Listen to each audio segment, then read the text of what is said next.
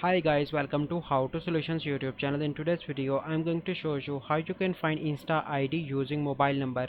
Before getting into this video, must subscribe to our YouTube channel and click on the bell icon. So the first step you need to do is to open Instagram and click on your profile picture in the right bottom corner, and then you need to click on three bars in the top right, and then you need to click on settings, and here you need to click on account, and then you need to click on contact synchronizing, and then you need to turn that on.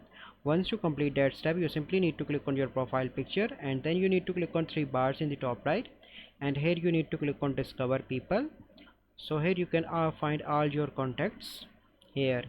So this is the process by which you can find contacts using mobile number. I hope you find this video helpful. If you find this video helpful, must like this video, subscribe to our YouTube channel for future videos. We'll see you in the next video. Thank you, have a good day.